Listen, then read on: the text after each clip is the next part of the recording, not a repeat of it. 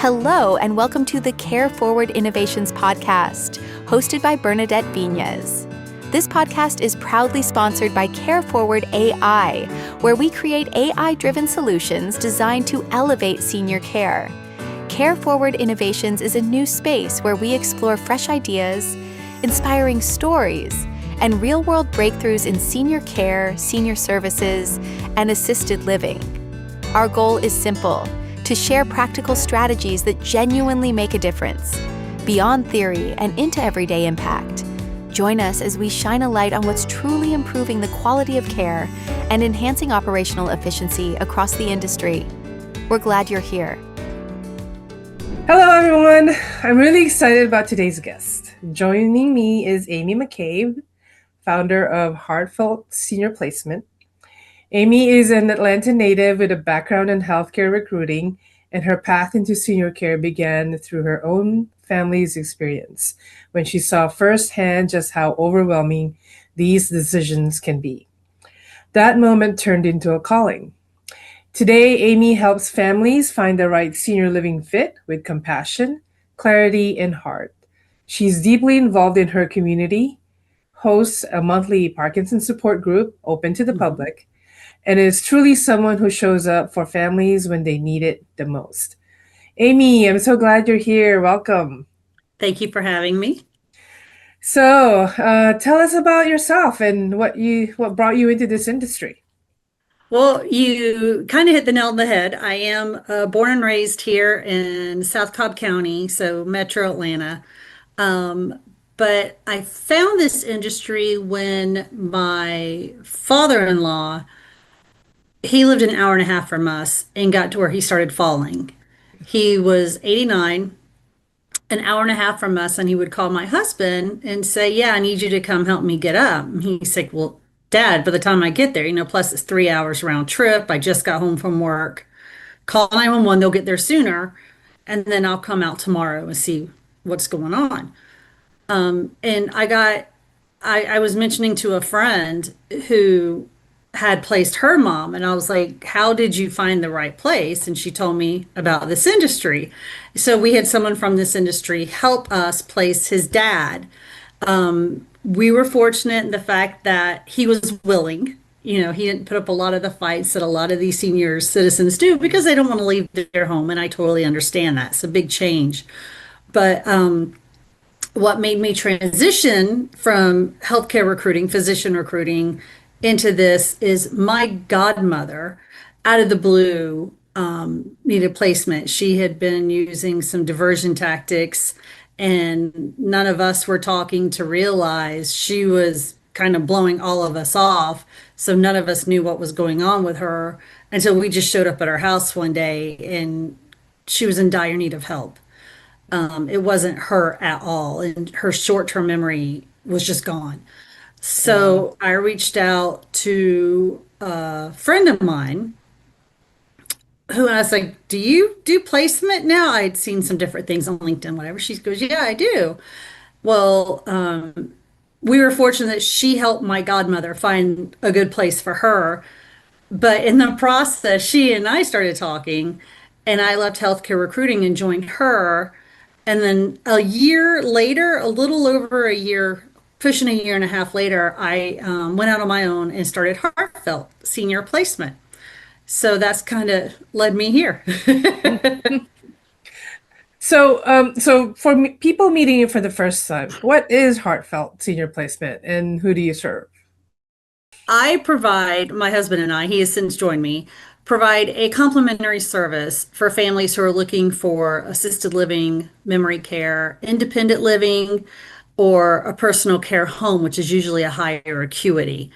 People hear free, complimentary, think there's a gimmick. There's not. The best way to think of it is a real estate agent for assisted livings. So we get a referral fee from the community that we place with, but that doesn't mean we're high pressure, high sales. We are here to do it at our client's pace. Some are 6 to 12 months, others are 2 weeks. We just have to be available, and we're ready to move with them at their speed that they need.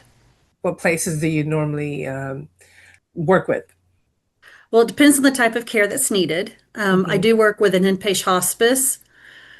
So, unfortunately, with insurance being the game it is today, if the people, it's an inpatient hospice unit. So, if the people are not actively transitioning, so actively passing away or within the next 48 hours, they can't stay there. And so they will call me and I find a personal care home, which personal care homes are just like residential homes with, if they have stairs, they have a ramp or an elevator. They've been renovated to be ADA compliant. So the hallways are wider, the bathrooms Hmm. are larger. It's for people with higher acuity needs than at an assisted living. So they need the caregiver ratio to client or patient ratio is much smaller. There's much more hands-on care provided at these locations. Memory care is Alzheimer's, dementia, either, anything Parkinson's can cause Parkinson's related dementia. They are the folks where they also have a smaller caregiver ratio to patient ratio because they need more hands-on.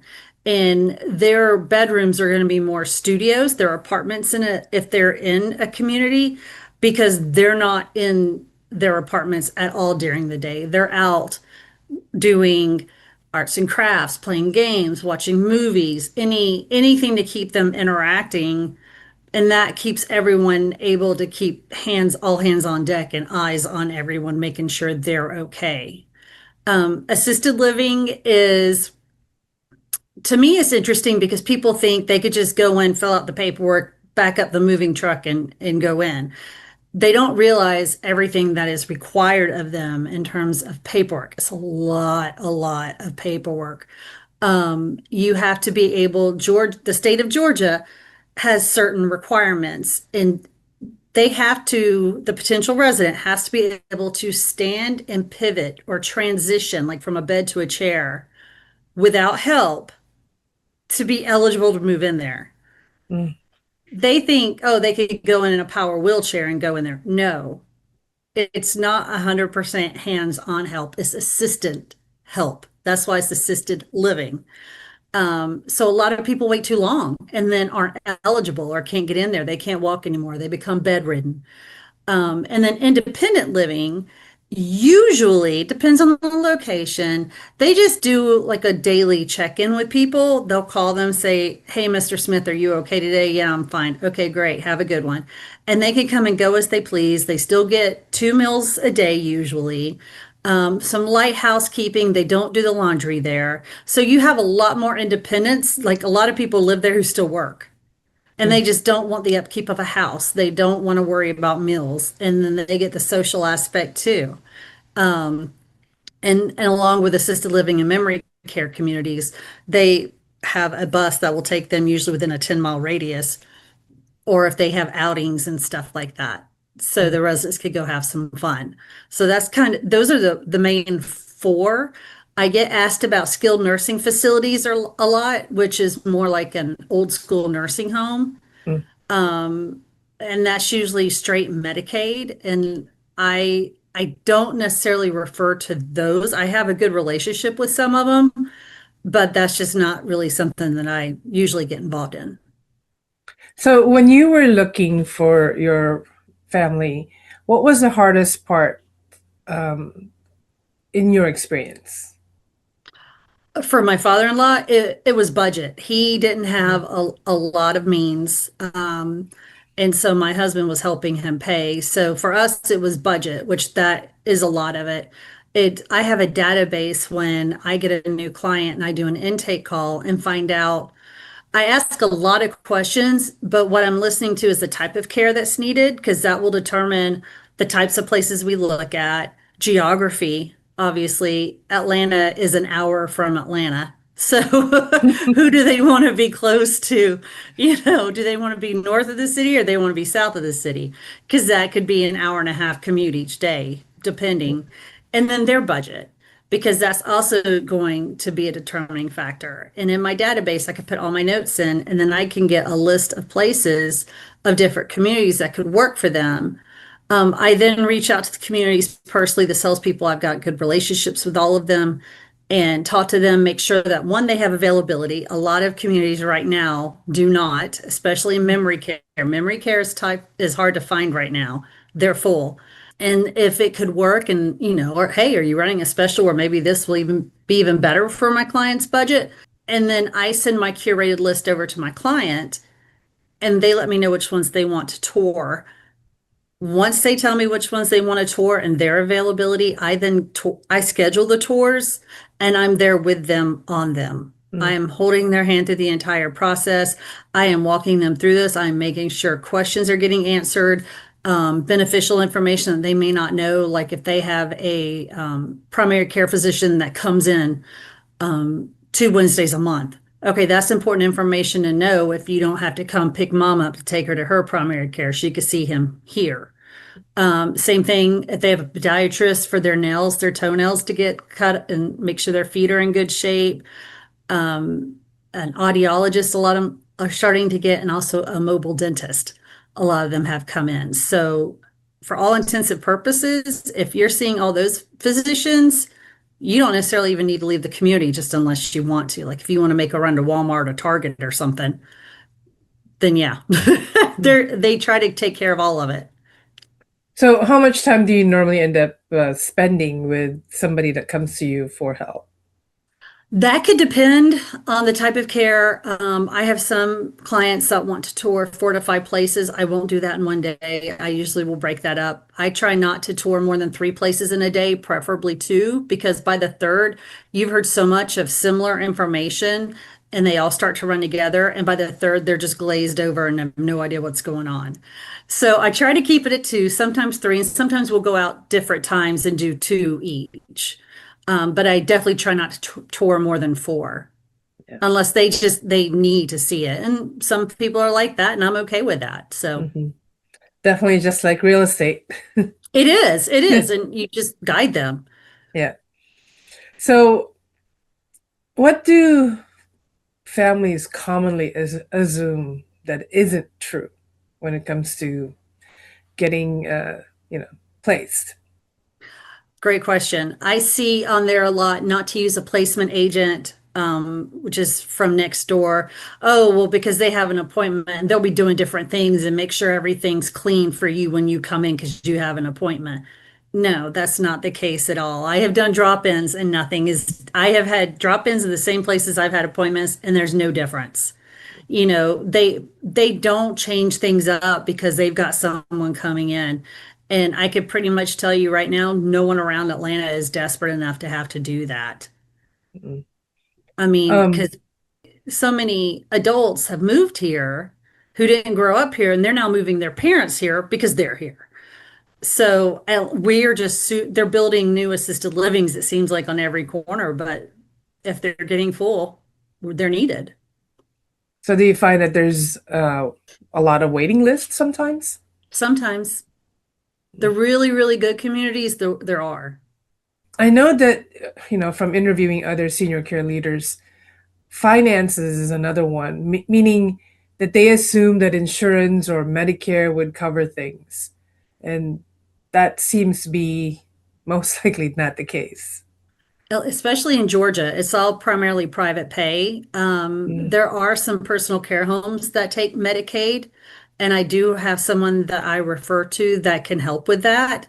But most of what we do is private pay, and there are so many people who are slipping through the cracks because they can't afford anywhere from 3 to 6 thousand a month.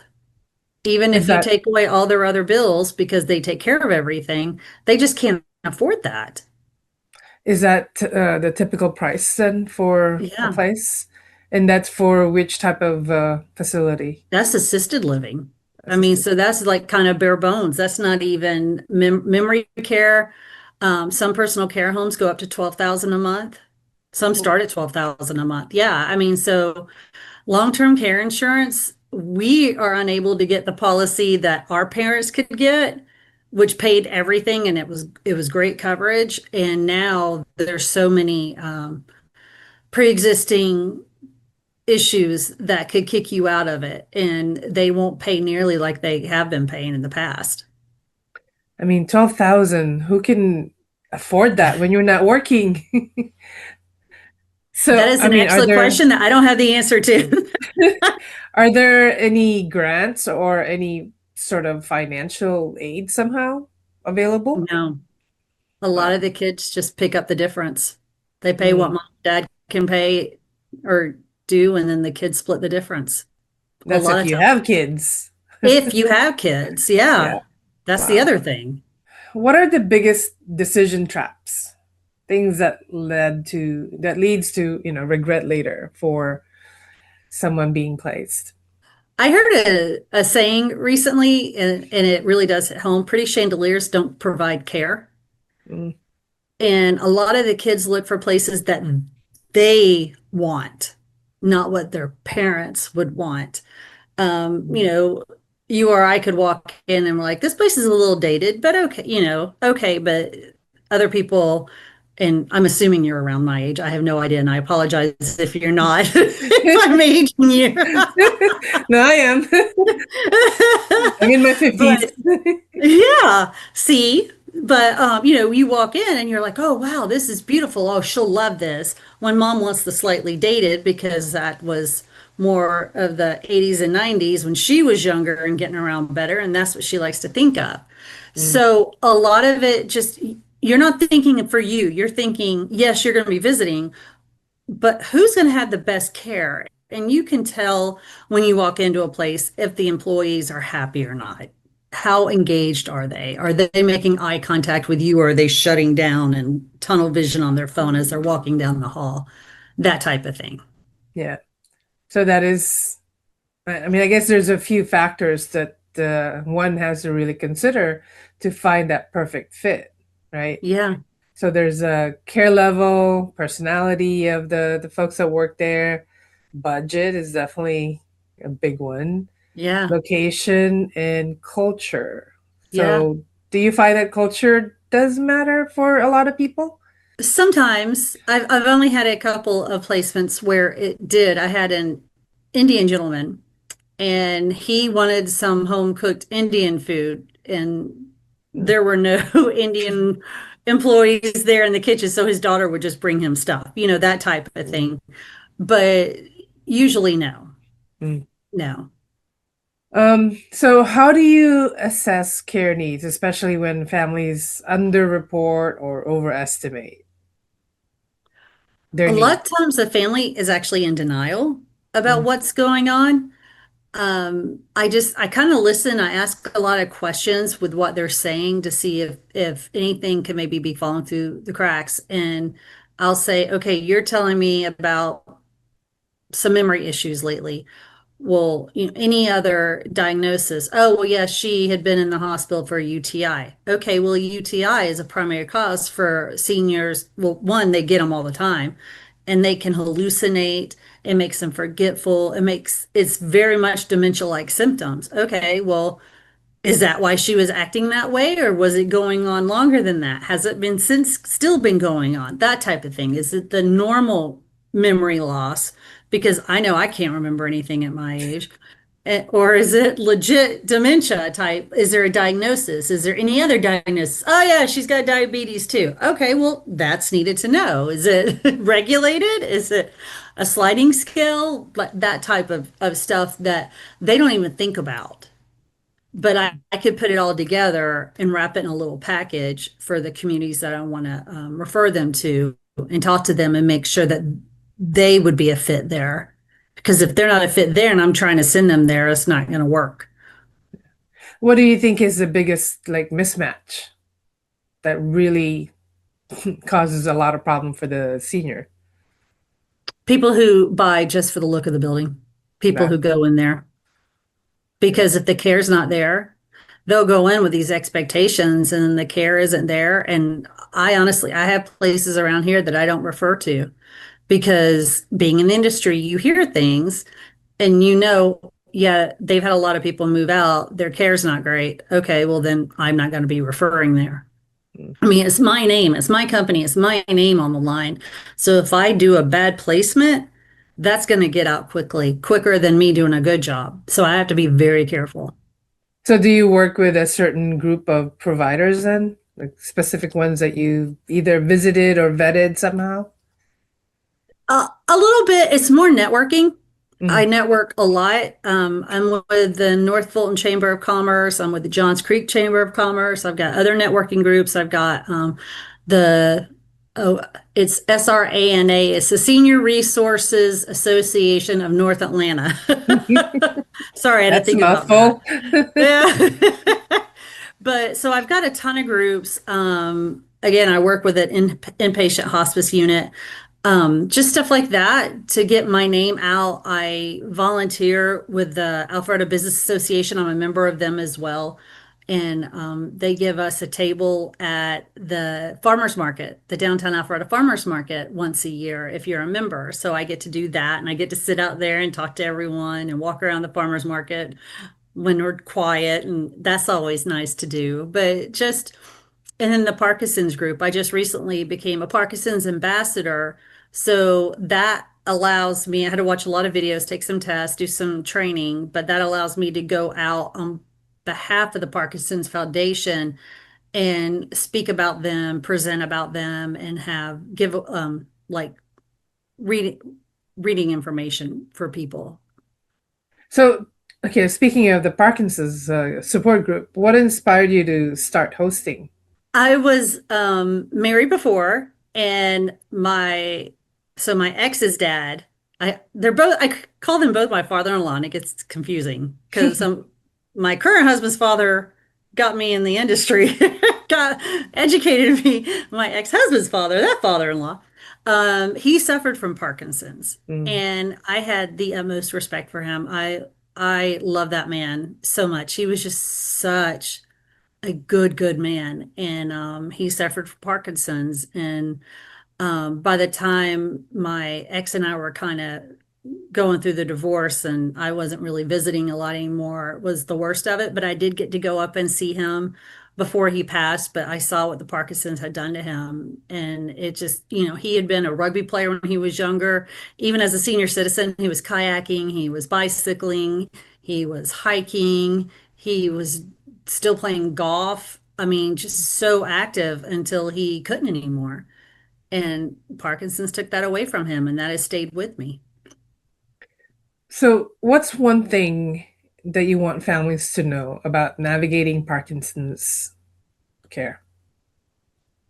Talk to someone, find a support group for it's so beneficial for the caregiver, the spouse, and the person with Parkinson's to go on there and realize you're not alone in this, that other people are dealing with what you're dealing with and get suggestions and just helpful tips. And, you get friends out of this. I've talked to people who were part of a different group who now do a monthly dinner, just three couples together, just to talk and kind of forget about Parkinson's and not talk about it, but go off and have fun.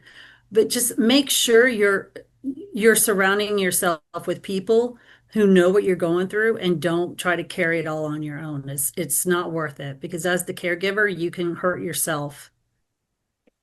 So, what do you feel do caregivers, I mean, what they're not getting from, I guess, patients and their families? The caregiver, Mm-hmm. they usually don't allow themselves the time to care for themselves. And we see that a lot. There's one caregiver who is only take say it's the mom who's only taking care of the dad and she's not taking care of herself. And then she gets sick or she falls or, heaven forbid something happens. And then who's going to take care of the dad? And had she gone to the doctor or taken care of herself more, anything, she would have been okay.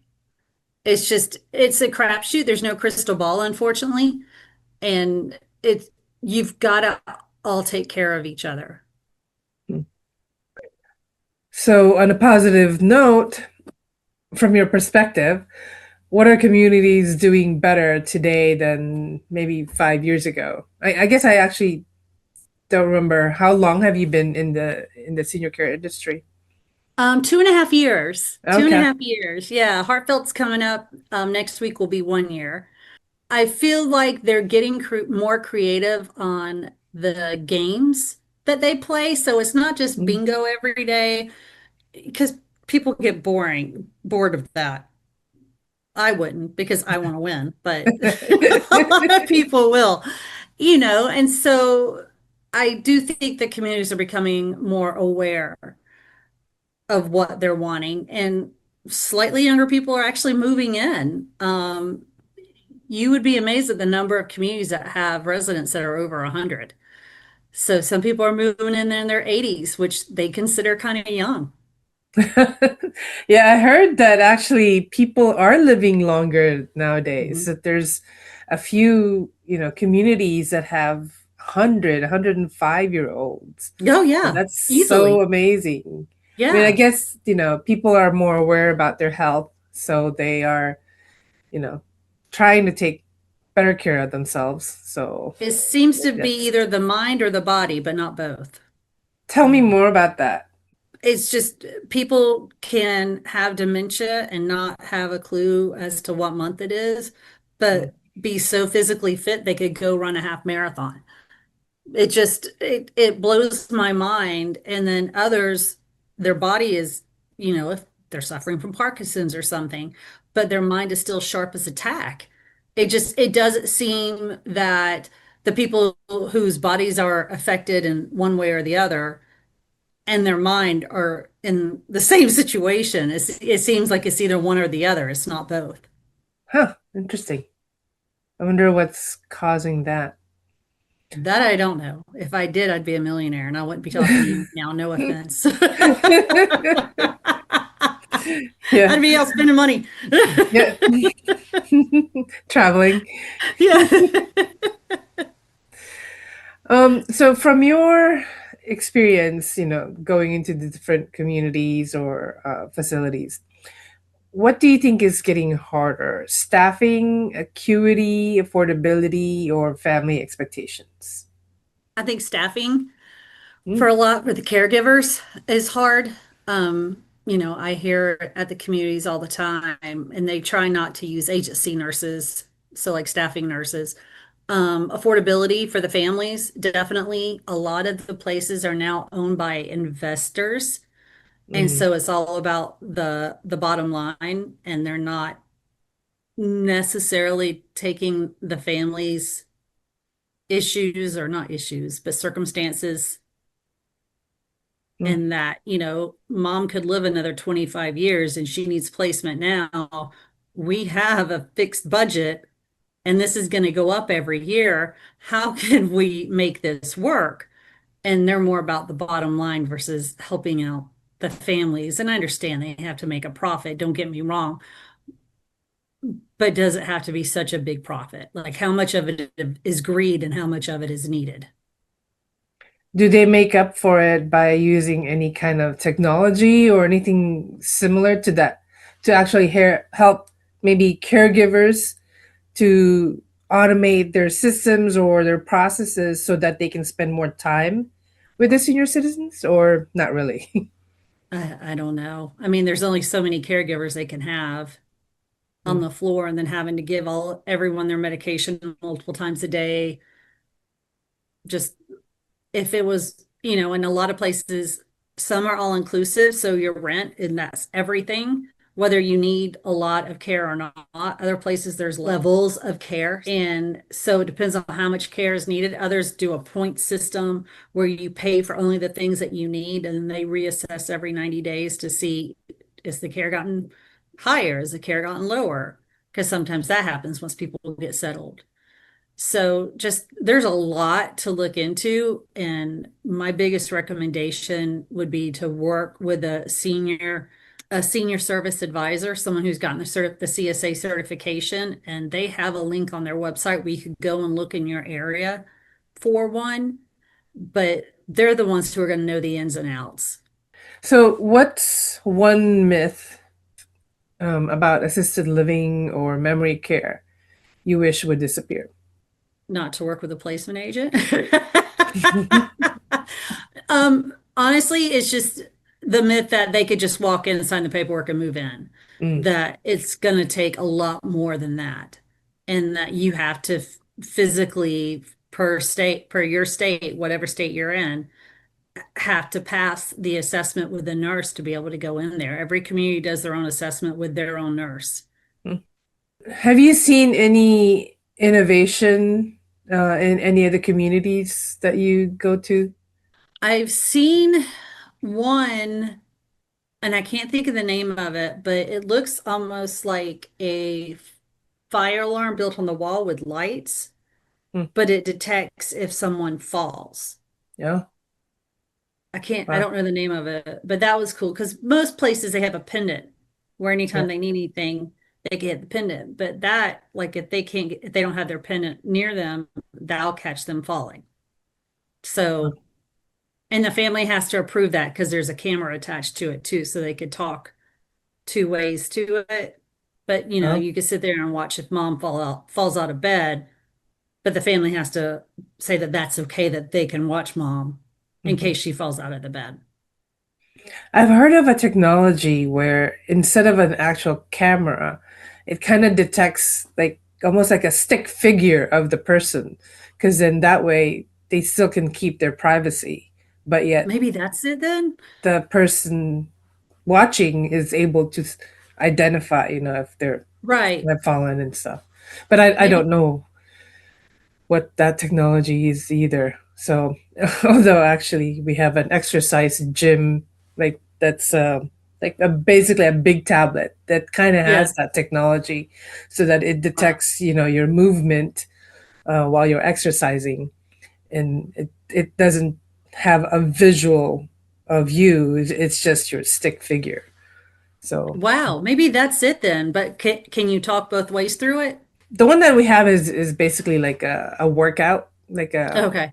a That's workout still gym super type of thing. cool.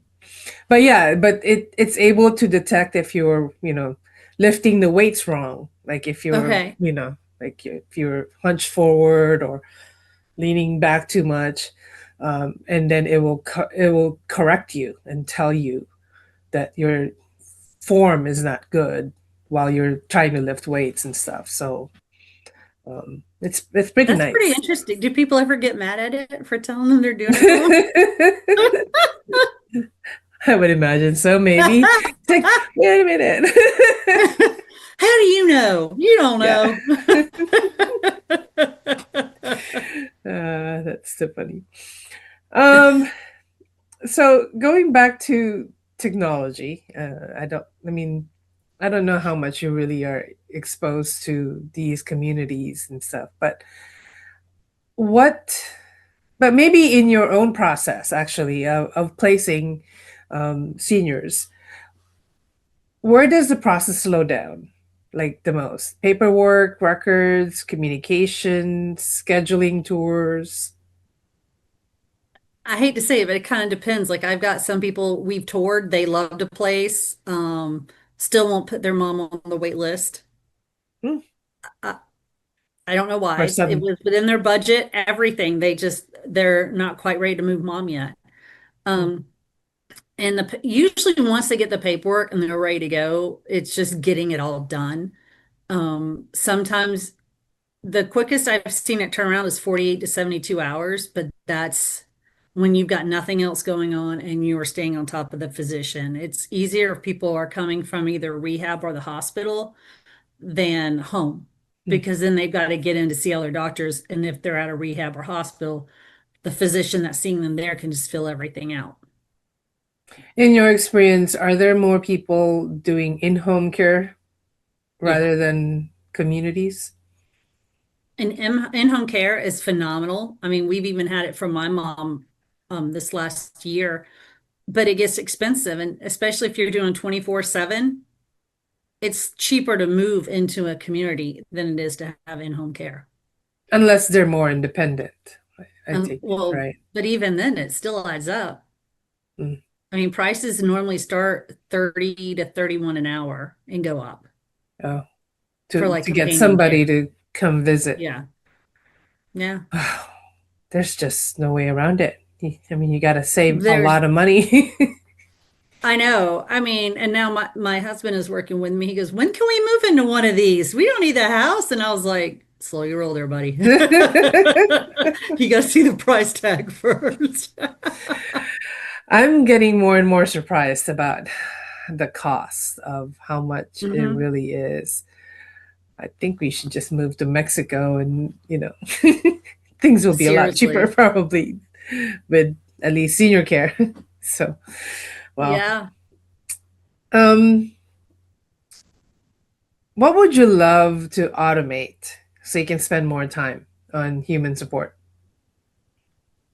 Hmm. Pricing from communities. I Oh, wish they would just send it. Like, get your email and just go ahead and send it because, especially if it's in an area that I really haven't worked in a lot, mm. trying to call them and get it sometimes is like pulling teeth. You would think that they would want someone calling them for a potential client, but the pricing is the bane of my existence. Everything else is fine.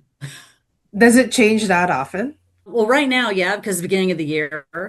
Mm, So a lot of communities update their pricing the beginning of the year. A lot of them do it year to date of contract signing, where you take financial responsibility. So I'm constantly having to just verify, okay, I have this pricing from this date. Is that still accurate? Has the community fee changed? Anything changed? Because I don't want to send the wrong information to my client because then it looks like I don't know what I'm doing. do you think they'd be willing to like go to a site or, like I'll give them a link and then here, put in your pricing? I've tried that. Oh, No. wishful thinking. I think a lot of them think it's spam because a lot of people don't do Mm. that. Oh, I see. But I am trying that. Mm. I mean, I I mean probably that, would too. I can't say anything. or I mean, they have to have it organized somehow, like even maybe on a spreadsheet or something that they can send you. You'd think. Oh, they have the information. It's just sometimes because the salespeople at the communities are so busy and Mm. a lot of them are so overwhelmed. Like they have their meetings, say their stand-up meeting where they discuss all the residents and what's going on. Um, and they're answering to their executive director who is running the community. It's their community. And then if they have any tours that walking off the street on top of scheduled tours and anything else that they need to get done, if they're doing community outreach to get the word out about their community, like they're running around constantly. And so I try to give them grace. But if I'm calling multiple times, and it's not typically the ones that I work with the most, but if I'm like, hey, I've left you two voicemails, I've emailed you, I just want your pricing. At that point, why should I keep trying to work with you if you can't even call me back with your pricing? It True. just blows my mind. I mean, it's to their benefit, right? I mean, It doesn't matter for them. They still get commission. mm. And I'm sure they probably get enough business, I guess. Some of them do. Yeah. Mm.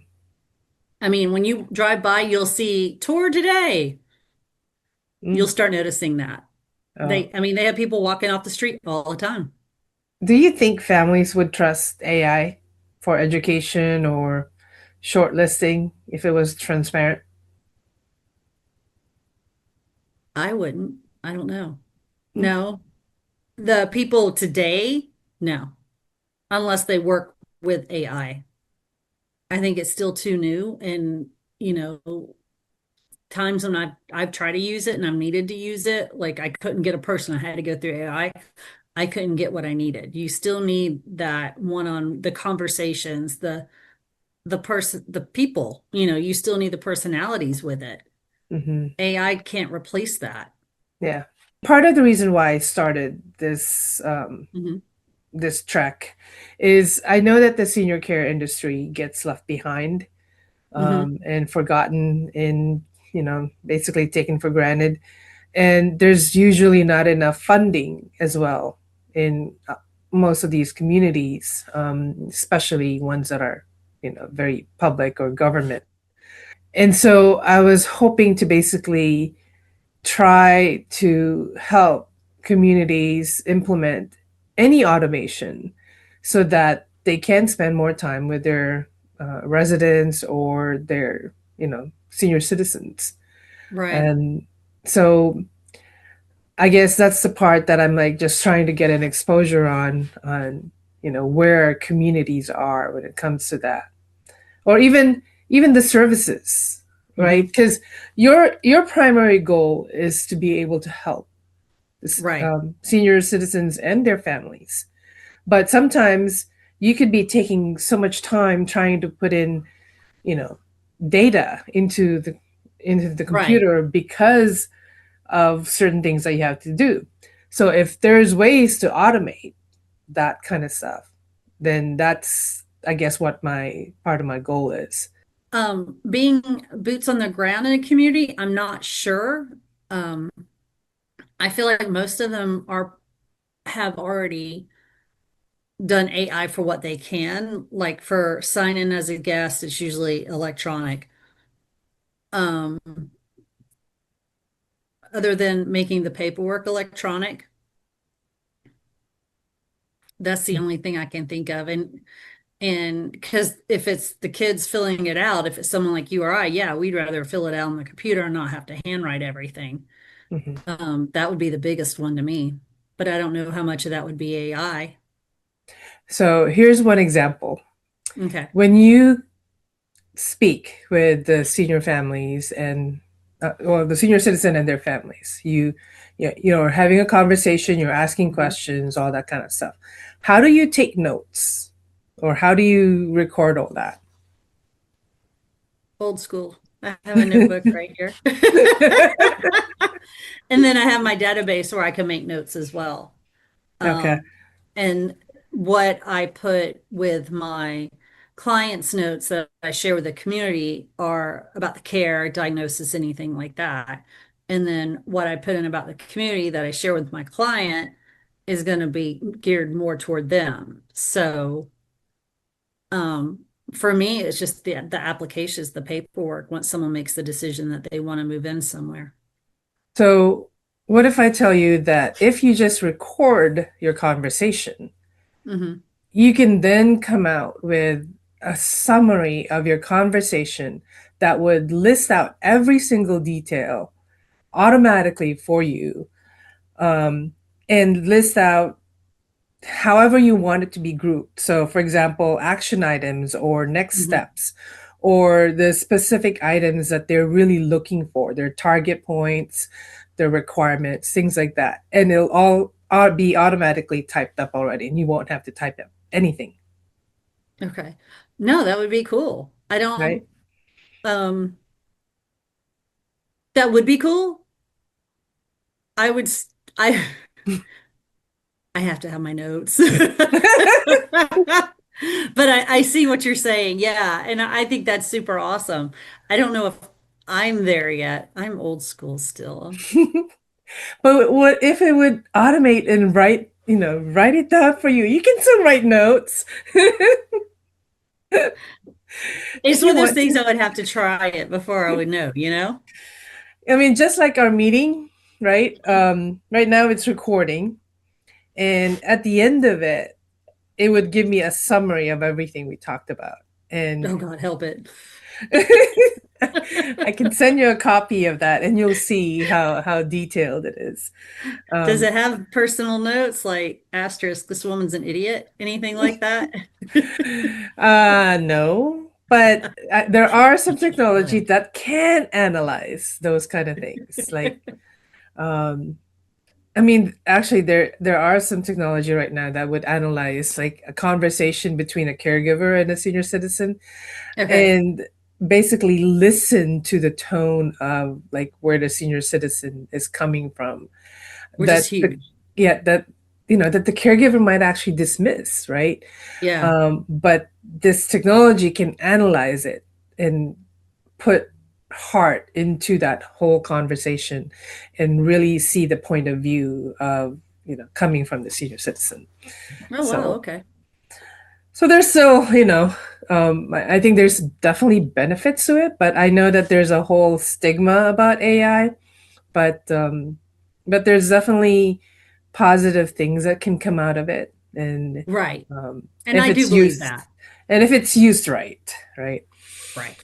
So used with care for sure. So, I know I'm taking up so much of your time. Oh, you're fine.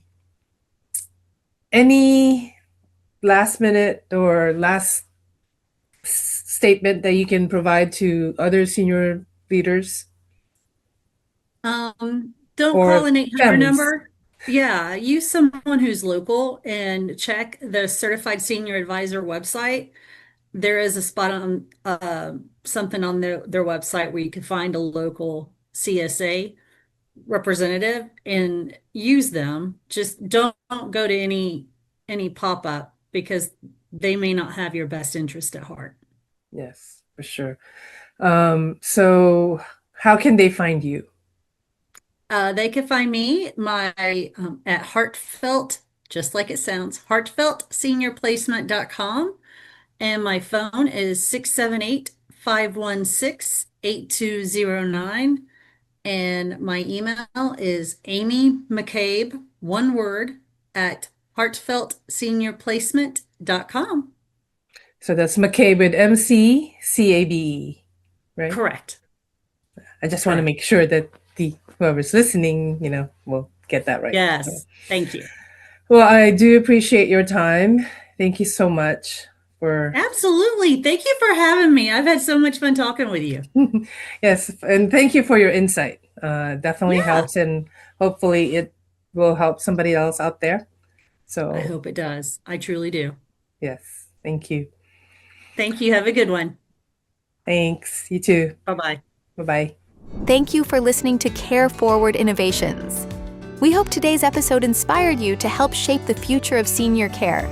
Remember, big change starts small. Let our passion uncover fresh ideas and drive great changes forward. Be sure to follow us for more upcoming episodes where we share best practices, lessons learned, and practical solutions for senior care from other leaders. Let's keep moving care forward.